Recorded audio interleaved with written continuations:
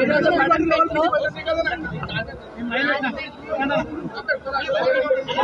మహేశ్వరం నియోజకవర్గానికి సంబంధించిన రేషన్ కార్డులు ఇవ్వడానికి గౌరవ మంత్రి గారు శ్రీధర్ బాబు గారు రావడం జరిగింది. సంతోషం.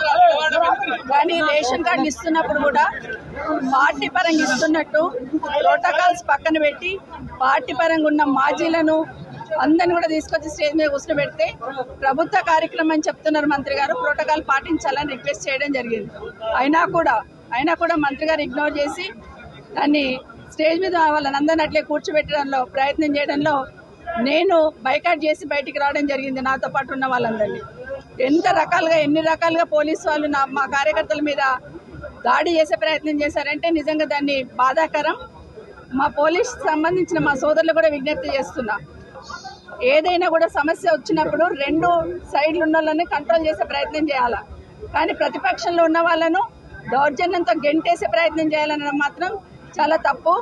నేను వెళ్తున్నానని చెప్పగానే ఏసీపీ గారే నన్ను బయటికి తీసుకొచ్చే ప్రయత్నం చేశారు. పోలీసు వాళ్ళని అడ్డం పెట్టుకొని ఎన్ని రోజులు పాలన చేస్తారనేది ఖచ్చితంగా ప్రభుత్వం ప్రశ్నించుకోవాలి. ప్రజాపాలన అంటే పోలీసు వాళ్ళని పెట్టుకొని కార్యక్రమాలు చేయడమే ప్రజాపాలన.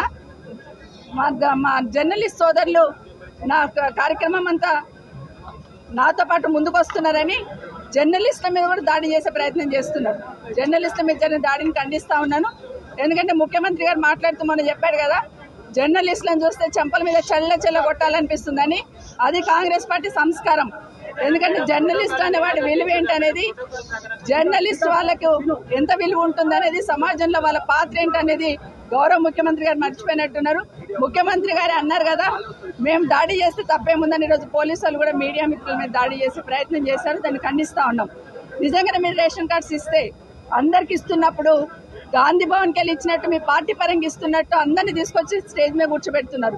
ఇందిరమ్మ ఇల్లు ఇచ్చారు, కాంగ్రెస్ పార్టీ వాళ్ళు పోయి ముగ్గు పోస్తేనే ఇందిరమ్మ ఇల్లు శాంక్షన్ అవుతుంది.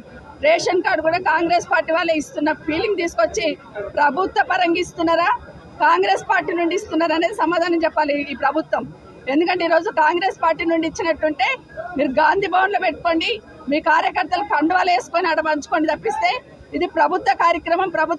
ప్రోటోకాల్ పాటించడం ఇష్టం లేకపోతే మమ్మల్ని పిలవద్దు, మమ్మల్ని కార్యక్రమాలకి పిలవద్దు, పిలిచి అవమానించే ప్రయత్నం చేయొద్దు. నిజంగానే దమ్ము ధైర్యం ఉంటే ప్రోటోకాల్ పాటిస్తూ పద్ధతి ప్రకారం కార్యక్రమాలు చేయాలి. కానీ ప్రభుత్వ కార్యక్రమాలను కూడా పార్టీ పరంగా చేసి లబ్ధి పొందాలని ఏదైతే నాటకం ఆడుతున్నారో ప్రజలు గమనిస్తూ ఉన్నారు. తప్పకుండా మీ పార్టీకి, మీ ప్రభుత్వానికి చమనగీతం పాడడానికి ప్రజలు సిద్ధంగా ఉన్నారు.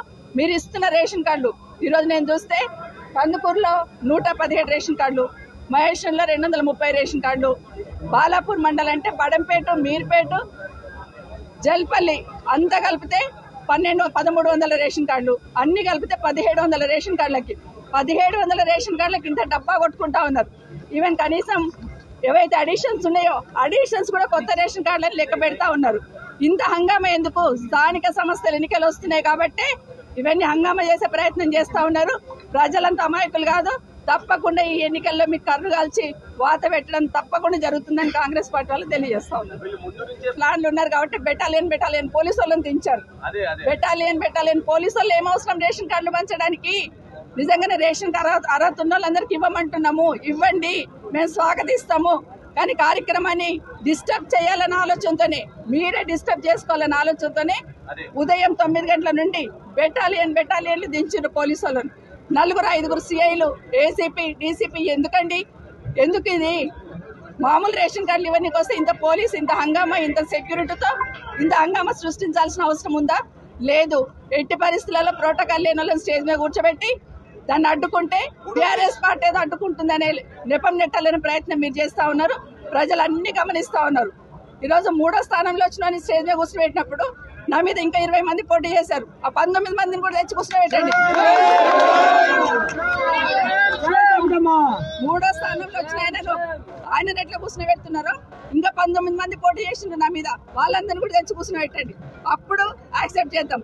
అట్లా కాకుండా మీకు గాంధీ భవన్కి వెళ్ళి ఇచ్చినట్టు మీ